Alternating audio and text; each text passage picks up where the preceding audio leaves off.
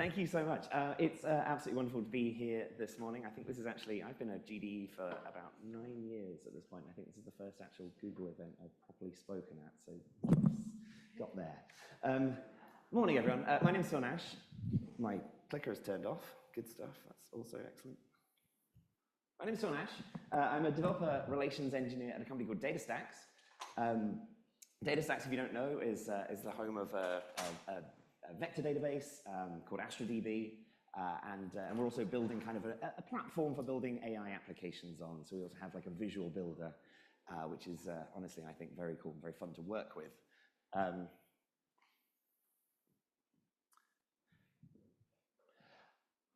If you want to catch me online anywhere, you can catch me as kind of Phil Nash, basically all over the internet. Those are still the big ones, I guess, but I don't know, pick a new social network of choice. I'm also there. I'm everywhere. It's horrible. And I wanted to talk this morning about, how to work with generative AI in JavaScript. Now, I picked JavaScript because I am a web developer at heart. I'm a JavaScript developer. But a lot of this actually kind of applies regardless of your programming language, almost. I will be showing code examples in JavaScript. But the overall, I think, idea of this is very much that we're still at the beginning of what I think is, a very exciting kind of time in development.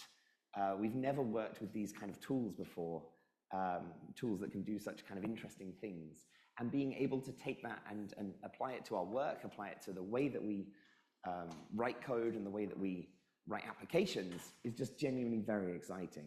And so I guess, get to give this introductory one, but we've actually got like 4, 5 other talks that are AI-based today, which I guess we'll delve into a bit more of the details in some of those parts. And I'm kind of excited just to see what other people's experiences are with that as well. And that, I guess, kind of covers the why. Like, we are here at this kind of beginning of something, and building with AI building with this new generative AI kind of stuff is kind of very exciting. I'm kind of guessing that, have you used kind of a chat-based or generative AI at all yourself as nods? Yeah, like we've kind of done that, right? But I think actually the why here is that chat is not the end game. I really hope it's not the end game of this kind of new technology. Getting some agreement there. Chat is just kind of this consumer user first time around version of this. And that's cool because like a lot of people got excited about it. That usage of ChatGPT when they kind of launched just blew through the roof immediately. And then we realized all the problems with it, which is why that's not great either. I also want to point out that like AI, or generative AI in this case, is not a feature to anything. It's a product for companies building AI applications. But really what it is something that we can use to build better applications and more interesting applications ourselves. We're not here to just build AI into things. I had the fortune of being in San Francisco a couple of weeks ago, and every other billboard, because tech companies like to put up billboards in San Francisco, every other billboard was just like, this company now with AI. And you're like, what does it do? So that's why I wanted to like talk about how we build with it and how we build upon it. Now, chat is going to be sort of the basis of my demos for this, but I want you to think as we go through this, like what else we can achieve with this as we're building on it. Because right now, generative AI is this brand new thing. Not that many people have built exciting stuff with it, which of course has led to articles in kind of news media saying like, is this just a big bubble of nothing? No, I don't think it is. But it needs us to build with it, to understand it, and now is the time to get on top of that. And the kind of good news about that is that, nobody else knows what they're doing yet either. So now is the time to experiment, to build, and to understand how we can work with this. It's also fast moving, right? I would guess if I were to be able to give this talk again in a year's time, it would be a completely different talk. Things are moving so fast in this kind of sphere, you don't necessarily have to keep up with everything, but it is just kind of everything's a bit of a moving target right now. But no one knows what they're doing. So let's get on with it. I'm going to start with the very basis of this, which of course are the large language models that are being made available to us. And because I'm not here to say we should be running our own models and you need to buy a bunch of GPUs from NVIDIA as well, there are the APIs out there. And I'm absolutely not calling it Gemini, no matter who else pronounces it that way. Not a chance. So Google's obviously is Gemini. The other big kind of API providers for this are Anthropic with Claude and OpenAI with the various GPTs. But obviously we're here at Google I/O Extended, so we're going to focus on Gemini for this event and see how we work with it. Annoyingly, there's two ways to interact with Gemini. One is via the sort of Gemini APIs, and the other is via Google's Vertex AI system. I'm only going to deal with the sort of Gemini AI API side of things today, because that's just sort of easier. There's a little bit less setup. It means a little bit less code on the screen. If you do want to compare these kind of things, though, I came across this project just a couple of weeks ago. It's actually built in Australia, artificialanalysis.ai. And it's this wonderful sort of comparison, an independent comparison of various models that are available to us right now. And just this kind of highlights at the top here have like quality, speed, and price against them. What's kind of exciting is that whilst sort of on this benchmark, quality is led by GPT-4o and then Claude 3.5 Sonnet. In third place is Gemini 1.5 Pro, and then in fifth, Gemini 1.5 Flash. But when it comes to speed, Gemini 1.5 Flash is the quickest. And when it comes to price, aside from Meta's open source, so I guess only the cost to run it to yourself, Gemini 1.5 Flash is the cheapest. And so it ends up turning up in the like green section of all this kind of quality versus output speed, as well as quality versus price. It's right in there at the cheap but quality end. Gemini Flash is a really good model. And so that's the one I'm going to kind of pay attention to for the rest of this. And to use Gemini Flash in JavaScript application, at least, takes merely these 9 lines of code, which I think is very exciting. So Google has an NPM package, Google Generative AI. If you get that down, create a new one using an API key that you can get from the Google AI Studio. We initialize a model. In this case, using that model, Gemini 1.5 Flash. Oh, there we go. And then we can send a prompt into it and get a result. And we just generate a whole result out of it. And that's it, right? It's not it, but like we can generate stuff with just this number of lines of code. I have that, yeah. And so if I show you that, I have, oops, not that. I have in a tab here it's just sort of a chat thing that I've been playing with, and if I tell it to, generate a talk about using generative AI in JavaScript, it can do the rest of the work for me, which is kind of exciting. And of course, these things take a little time. Oh, there we go. It comes up with a whole talk. I didn't do this, I promise you. I actually wrote this entire thing myself. But like, JavaScript, content creation, code generation. We've got that, and that is literally sort of using those few lines. I've got the model existing, generate content based on an incoming query. It's job done. It's so little work to actually kind of get going with this. Actually, no, I'm going to do that. So that's pretty cool, but it's not very useful. It's not very useful because all we've done is kind of been able to respond to one prompt using the very vanilla existing kind of just generate content out of nothing. That's not very useful. It's not very useful yet, right? We now, as developers, have the power to build upon this, and that's the exciting thing. So it's good at this point, I think, to sort of take a little bit of a step back to talk a little bit of a high level about how these things actually work, so that we can then understand how we build upon them later. Because, well, first up, all these models, regardless of kind of who you're talking to, deal in tokens. Tokens are words or parts of words, and OpenAI actually has the best, I think, example of how this works with their kind of example tokenizer here, which has an example in it. So words can be a token. If you can see this, many of these words are one token, but things like indivisible get split into 2 tokens. Also, the dot is a token as well. And so when we put text in, it gets turned into tokens first and then fed to the model. And once we've done that, it becomes fancy autocomplete. Because the model just generates what is the next token in the sequence. It comes up with, it has this understanding of thousands and tens of thousands of tokens. And once you give it a sequence of tokens, it now then generates a probability distribution of over all of the remaining tokens that it knows about, and then picks something out of that probability distribution. So it will generate a new token, and then what these services will actually do is actually then pass that back in until we get more tokens. So we pass back in the full entire sentence that we now have generated, the next set of tokens, to get one more token. We pass that entire thing back in to get one more token. And when you understand that, some of the prompting techniques that we'll talk about later, I think are really interesting. But that's how it works, because it's always feeding what it's generating back into itself until it comes to some kind of stop. Interestingly enough, and so that probability distribution is also interesting. It becomes how you change the behavior of it. So there are, with Gemini, there are 3 different things you can change. I think other models don't tend to make top P available, but so we have top K, which is the number of tokens to consider when generating the next token.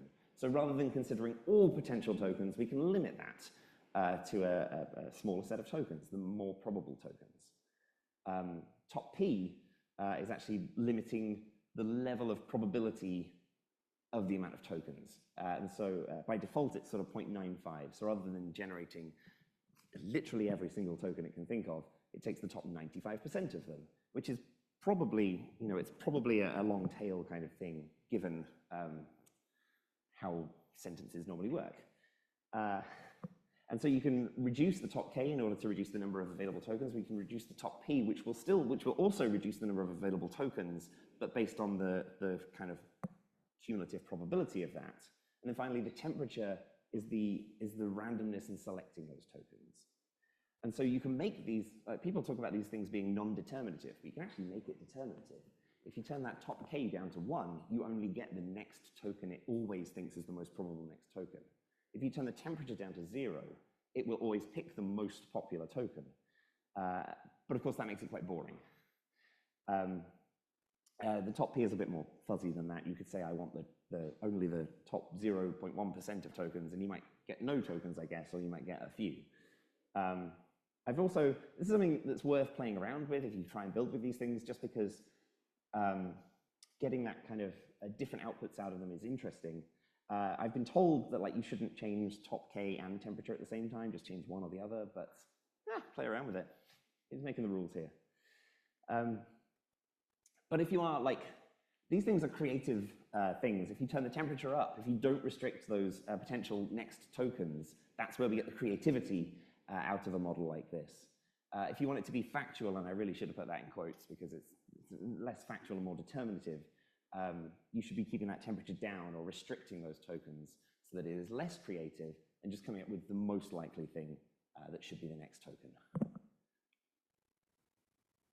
And so that's kind of, how those models work and how we should kind of think about them as these token-generating machines that are dealing with the probability of whatever's just next. Fancy autocomplete. Exciting. Beyond the model, they don't really know stuff, which is cool. I think, if you have interacted with any of these models, you know that any of them have a training date cutoff where they don't get any more information in. And so the models don't know up-to-date data. They don't know private data that they haven't been trained on. And so any of that kind of stuff requires us to tell them.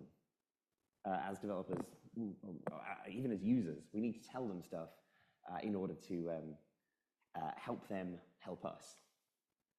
And so that kind of brings to the idea of prompt engineering. I'm not entirely sure how comfortable I am with engineering as a title with that, but Paul has sort of bolted on that one, I think. So prompt engineering.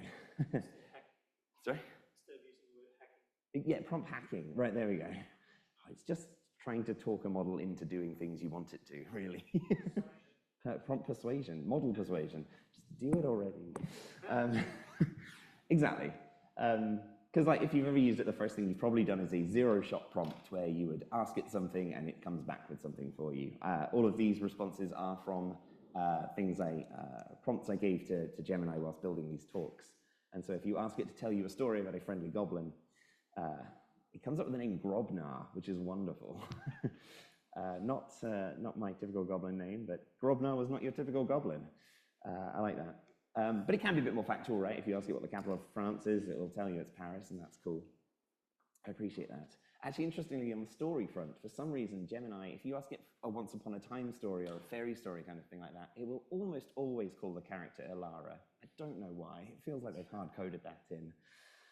Every single time I changed temperatures, I changed the different top Ks and Ps, it was always Elara. And I've seen that in other presentations before as well. I've seen other people get Elaras. Anyway, maybe it's not so creative. Maybe somebody at the Gemini team's daughter is called Elara, and it's very targeted. But once you get over those zero-shot prompts, once you get over just talking to a model like that, we get to one or few-shot prompting, where we give it a bunch of examples of what we want to get out of it. And so one example I gave to it was like Australia, Canberra, France, Paris, UK, London, USA, and Gemini was like, "You got it." Thanks, Gemini. Yes, the answer is Washington, D.C. That was confusing. And so this is where we actually have more to do with this kind of prompt. Like, it's useful to be able to give it these examples, but it's still weirdly chatty at times. And so that's where the system prompt comes into play. And this is where, as developers, we kind of get a bit more of a handle on how this thing's going to act if we put it in front of a user. And the system prompt has a greater weight when giving it instructions over things that users say. And so if you provide a system prompt that says something like, "You are a capital city assistant," only respond with the name of the capital city for the country or state that you provided, the same prompt just came back with the correct answer. And I was happy about that. And indeed, actually, I was able to prompt it for, state capitals as well, which is kind of nice. And it didn't complain whatsoever, or get chatty about it, which was nice. So the system prompt allows us to, encourage it to behave in certain manners that is harder for a user to kind of overcome. Then we get to the idea of chain of thought prompting, which I think is super interesting. This is where you give it a prompt and tell it to think through its actions before it comes up with an answer. Many ways of giving that kind of thing out. I played with riddles when I was building this example. And so giving it a system prompt to tell Gemini that it was a riddle-solving assistant who will be told a riddle, I asked it to break down its chain of thought and then come up with an answer. And so then I gave it a prompt, then I gave it a riddle. You see a boat filled with people. It has not sunk, but when you look again, you don't see a single person on the boat. Why? Does anybody know the answer to this? All right, Gemini wins. Annoyingly, it actually knew the answer. I think it's a riddle that's out on the internet, so it knew the answer anyway. But I made it break down its chain of thought anyway, and so it said, okay, we're focusing on the boat and the people, and suggests the answer lies in the relationship between the two. Maybe not so. The boat is full of people and empty, it thinks. This implies a change in state or perspective. The boat hasn't sunk, so this rules out any event that would physically remove the people. And so the answer is that everyone on the boat is married. You can't see a single person on the boat. It's a change of perspective. Yes, riddles. But it's nice to see that having it think through that and understand that, we're not removing people. There's not been a rapture. This is a riddle with a real answer to it. Then that chain of thought allows it to kind of come up with that answer. And we can use all of these kind of techniques to improve and impress upon the way that models that we work with as developers can ultimately respond to users. And so this kind of leads to chat, because the previous demo I showed was just doing generate response. It was simply only ever getting one request in and sending one out. It was not tied to anything. And so chat really is just giving the model the entire context of the previous conversation. It's not too much more difficult than that. We just pass in everything that's been said so far, so the model has the entire context of the conversation before it responds again.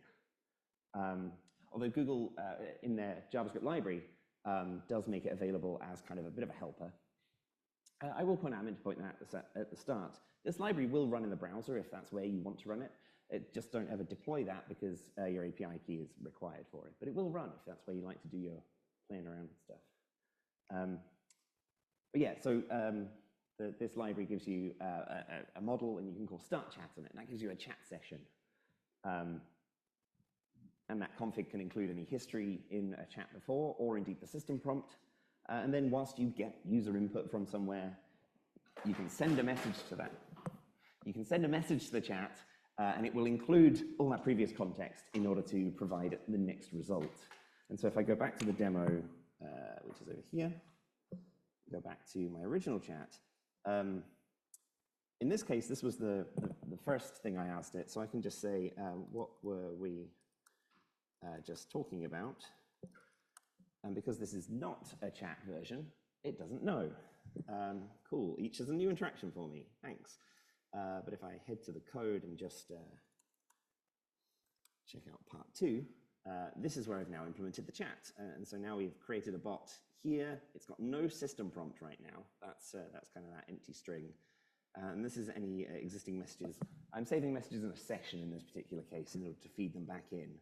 But then we send in the user query. And so if I refresh that, I can now say, I don't know, give me ideas of things to do in Brisbane for the weekend. And of course, it's not going to suggest come to this event because it doesn't know about it, even though it should. And eventually, whoa, look at that, loads of things, brilliant. Foodie, culture seeker, nature lover, I like that. Okay. So there's things like go kayaking or stroll through the city, hike Mount Coot-tha. Okay, tell me more about the hiking. And so this is gonna, this is taking both our original query, like tell me things to do in Brisbane, but also the answer that the model came up with. And so it's probably gonna tell me about hiking. Yeah, that was its first kind of suggestion at Mount Coot-tha. And it tells me more, like it has this context. And it's as sort of simple as just feeding back all the existing things that we've already said to it. So that's nice. It still doesn't know anything more than its training data at this point, but now we get onto context. Now we know that because we can prompt it to come up with more intelligent stuff, we can also prompt it with its existing kind of conversation. We can also just give it third-party content that we want it to know at this point. And that's one of the more useful parts of this, I think. And has got the very exciting title of Retrieval Augmented Generation these days. Woo! Or RAG, which is just horrible to talk about, but it's what it's called. And so the idea behind RAG is that we store our data. We store all of the data we want the model to know about. The user will make a query to our bot, but before we ask the bot about it, we retrieve relevant data about the query. Then we provide that data as context to the bot. The model then generates a response and ultimately profit, I guess. But the difficult thing here, at least with our existing technologies of the past couple of decades, is that retrieving relevant data. All we get in is a user query, and that query is something like, tell me what to do in Brisbane this weekend.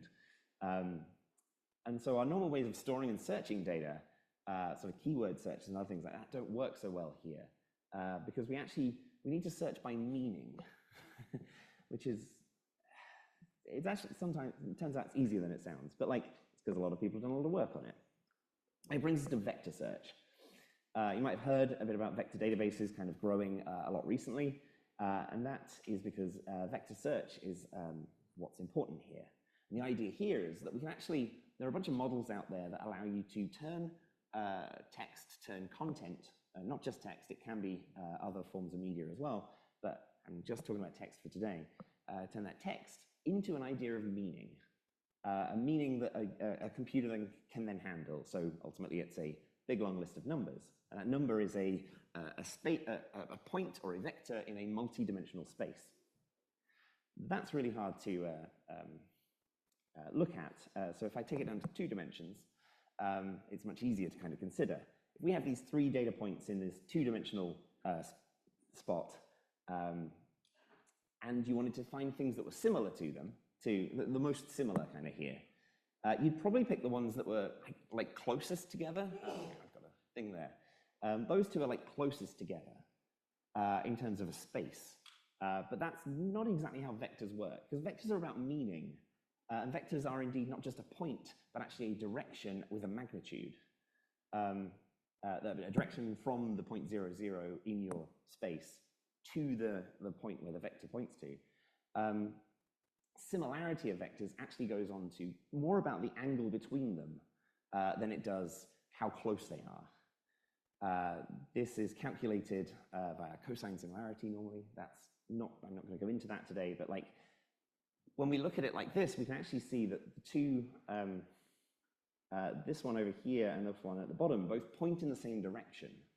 And so their meaning is the same, it's just one has a greater magnitude of that meaning than the other. And so this is what kind of vectors allow us to do. We get to pick out things that are similar in terms of points in their multidimensional space.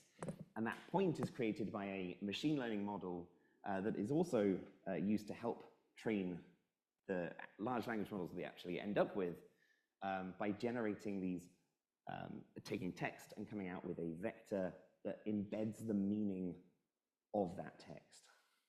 I don't have time to go any further into that, but we can generate vectors with another API. It's nice and easy, at least with, again, with Google. This is not a Gemini model, but this is just an embedding model that they make available. It's called Text Embedding 004. You can pull that out of the same library. And then once you get the model, you just take some text, embed the content, and you end up with a big, long array of numbers. Ultimately, again, those numbers can be compared so we can get other similar things to that meaning of that text. In fact, so I also, so I work at DataStax. We have a vector database called AstroDB, which actually handles a bunch of that creating vectors for you. We've actually built in vectorization as part of the process of storing data into the database. And so it kind of becomes a bit easier if you use our library in JavaScript, or we have a Python or Java one. You can create a new collection and then add into that. And if you use this special vectorize key right here, it will actually pick a model and vectorize the data for you. And on the other side of things, when you get a user query, and you just do the same thing, except now we're going to vectorize the data and sort by it, and we can just pick the top ones or the most similar kind of things. Just in this case, again, we vectorize and sort with the query at the same time. But I actually want to show you that in action. If I pop into the, go away, Zoom, you're not wanted. There we go. This is the sort of database. I filled it with not much data. It's actually just the talk descriptions for this conference. So you can see that how to work with generative AI is in JavaScript is my one there. We've got the other ones. And we can see we've got the vectors for these things as well. And so it means I can do a search like what is Phil Nash speaking about? The sort of natural language thing you might ask a chatbot about. And it's going to sort by the similarity of that. And so in this case, probably because my name and kind of presenting is part of the description there, it has a similarity score of 0.7 and comes up with my talk. We have some other ones as well. We can ask things like, who is speaking about AI? And then we'll get a bunch of different results. So how to work with generative AI comes up top, but then we've got a new perspective on, I forget what all the titles are. New perspective on the past. That's your talk, right? Yes. Cool. Gemini in your workspace. So these kind of similarity results are actually really useful for that natural language querying. So if I actually go back to my event chat, I can update this again, get CO number 3, give it some context. And now we're going to reach into that database using user queries. I've given it a system message this time saying it's a helpful conference assistant that's going to answer questions about sessions at Google I/O Extended in Brisbane based on the context provided. And then we do that. We take the query, we're going to search against the database and return like the top 5 results. And actually in this case, I'm going to filter them out if they're not any more similar than 0.7 in a score, and then turn it into a prompt. And that prompt takes the context and then says, given this context above, answer the following question. Or if we didn't get any results back, it will say, try to answer the following question, but if you can't answer it from the conversation so far or your existing knowledge, you can say so. And so that kind of gives it an out if it's not being given any extra context. And so that should have restarted. And then if I restart that, I can ask, what am I talking about? And now we take that context, give it to the model, and it's going to generate this brand new bit of text saying how to work with generative AI, specifically using JavaScript.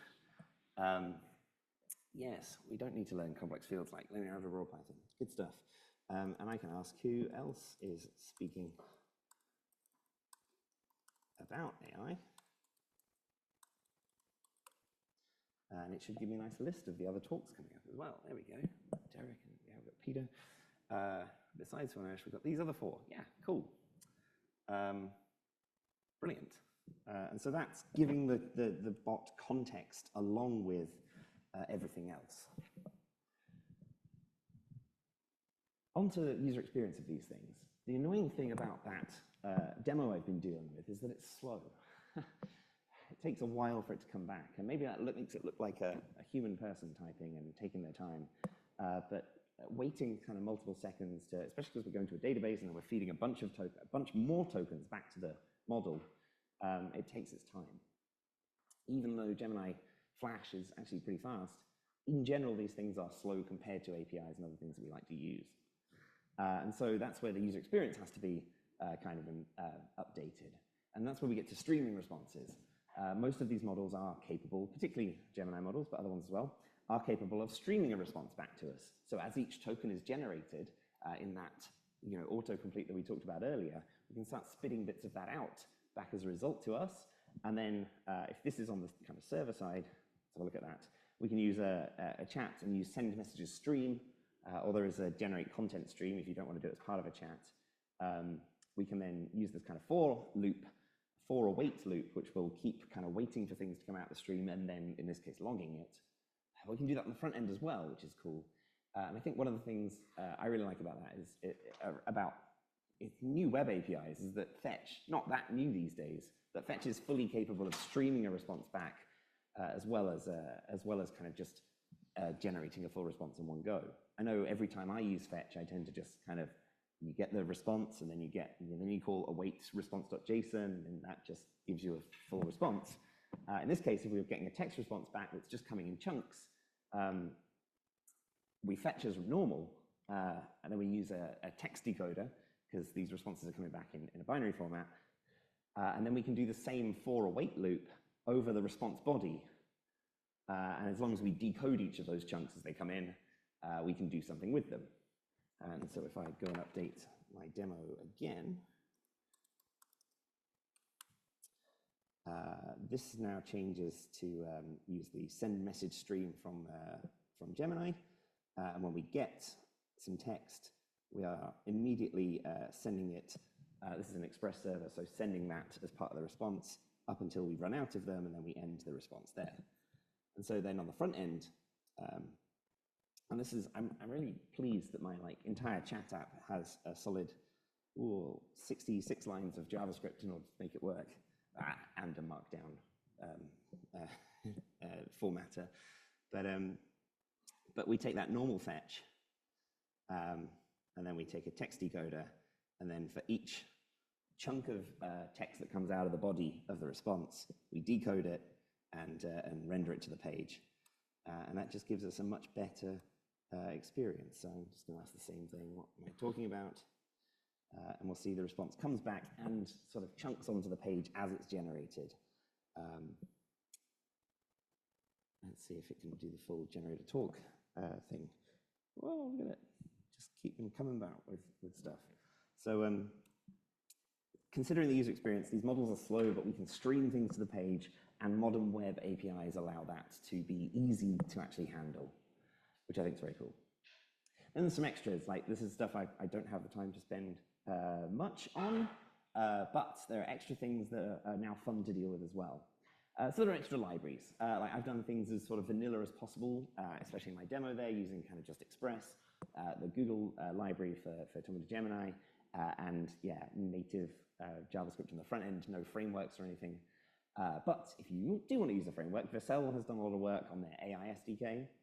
Not only does it give you a unified interface to AI providers on the back end, so like one API and you just fill in the model that you want to talk to here, it also actually does simplify streaming for frameworks. Not just frameworks, it will just work with any kind of node server. It specifically works with Next, given that it's Vercel. But there are examples for Svelte, for Nuxt. Haven't seen one for Angular yet, but I'm sure it exists. And so that AI API or library is really useful to use. It gives you some other powers as well, which you might see in a second. LangChain and LlamaIndex are both originally Python libraries, but that have been written to JavaScript and or TypeScript themselves as well. Now, the Python libraries are still probably ahead of the JavaScript ones, but this is why I'm kind of excited about generative AI in JavaScript, because Python has typically been the world for data, ML, and AI, but JavaScript is like in second place. It's the second one people think of, which I'm excited about. So LangChain and LlamaIndex both have their JavaScript-capable libraries. These also do unified interfaces for AI providers. They do interesting ways of chaining prompts together. They give you strategies for data ingestion, and a whole bunch of this, of course, is getting data into your databases or into a model in the first place, as well as other useful patterns. If we consider chat, that kind of memory of an existing chat is really good until you realize that some models have kind of a restrictive number of tokens they can deal with. Not the Gemini ones, they're like 1 million, 2 million tokens, you just keep going. But other libraries or other models or smaller models will have a smaller context window to that. And so one thing you can do with chat is say, once it gets large, summarize it, so we can just kind of keep the essence of what we've learned so far, and we don't have to keep all the remaining things. Or we can keep storing that chat not just in memory, but like in a database and reach it out of there. Like there's just a whole bunch of useful patterns that LangChain and LlamaIndex both have. And even if you don't use these, it's actually really interesting to go check out the documentation and just see those patterns and see the things that other people have built with generative AI so far. Wild thing is that neither of these libraries are that much more than a year. Well, neither of them are more than 2 years old. So everyone is just building like as fast as they can and working out these different strategies. So it's really interesting to see kind of that's the past of all of this and what we can use to build for the future. Then there are visual builders. I kind of mentioned this at the start, like DataStax has a visual builder, which we call LangFlow. LangFlow is very cool because, am I out of time or almost out of time? 5 minutes, cool.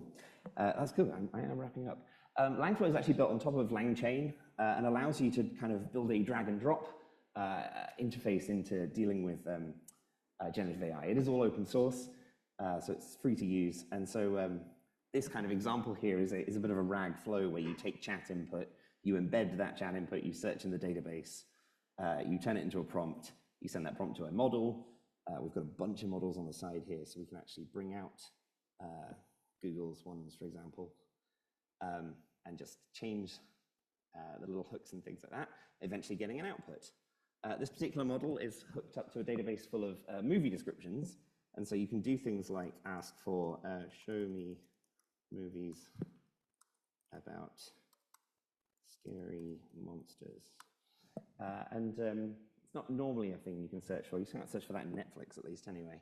But it's going to give me back a list of, Creepshow, Godzilla King of the Monsters, Monsternado. Not a film I've seen, but something I definitely want to now. But this is kind of cool because you can build this, but then you can actually expose it as an API as well. And so that's just you get a URL there to call as an API. And that is where we get to, bring that back. This is a demo that my colleague Tejas has kind of built recently that, again, movies that feature large monsters, for example, gives us that ability to feed that back in a user interface. A user interface, in this case, that is a list, but if you, and this is not normally what you type, but this is an example, showing me that as a UI, allows it to do some more with that and actually generate user interface. Like chat is not the end game here. And finally, like if I want to see, okay, show me the trailer for Monsters Inc. We don't have to have kind of the same UI. We can be like heading an API and returning other kind of components and things like that. That is the Monsters Inc. trailer, I promise you. Look at them. And so that's based on using that Langflow backend, but also function calling. And I know that our last talk, Patrick, is giving a talk about function calling, which I'm very excited for you all to see, and also excited because I didn't have time to fit it into all of this either. Function calling is that ability to use a model to work out what it should do, and then call off to a function, where in this case, yeah, we talk to an API to find a trailer video and then generate that to show on the page. And then one final thing, which I'm very excited about. This is so experimental, it's ridiculous. If I go to this empty page, in the last couple of weeks, basically, Google has made it, it's not easy yet, but you have to do some setup, but it kind of embedded Gemini Nano into the browser under the window AI object. And we get this AI object, which we can then create a text session with, and if you can see that a little bit more. And we can go and ask it stuff as well. What do you know about Brisbane Google I/O Extended? Nothing. It doesn't know anything about it, but it is generating content there in the browser. We are recording this on Zoom, otherwise I could turn the Wi-Fi off on my machine, turn the network off, and it would still be able to do this because it is embedded in the browser. Now it's using Gemini Nano. It's using a less capable, a smaller model than Gemini Flash, which we've been using on the server side, but the capabilities, the possibilities of what we can build in a browser without having to go to a network is actually kind of exciting too. Again, it's very, very, very experimental. They're actively looking for feedback on this right now, and it's very exciting. That was the demo. Now, did you have any questions? Did anybody have any questions for Phil before he wraps up? No? So everybody knows. I've got a question for you, Phil. Yeah, please. Does this stuff support multimodal input? For example, if I wanted to upload not just a text query, but perhaps an image or it depends audio? on your model, but Gemini Flash does, yes. The one we have been dealing with. I don't think the Nano one does. Actually, I haven't tried that yet. Yeah, well, it's worth a shot, isn't it? Yeah, absolutely. Yeah. I've kind of restricted myself to text right now, but yeah, absolutely, kind of multimodal stuff is important. The fact that the Gemini models, or the server-side ones, have enormous amounts of context, mean that video and audio is very easy to deal with as well. All of that stuff can be embedded as well, which is kind of nice. You can create vectors out of all of that stuff, so you can kind of do meaning search amongst images or videos or audio and text and all that kind of stuff. But yeah, I'm excited about all of this. I think now is the time to build. If we don't get on top of this right now, we are just going to end up with chat interfaces everywhere. So I'm excited to see what we can come out with this year that uses AI in all the creative ways that I know we have inside of us. So again, my name is Nash. I'm a developer evangelist at DataStax. Thank you very much.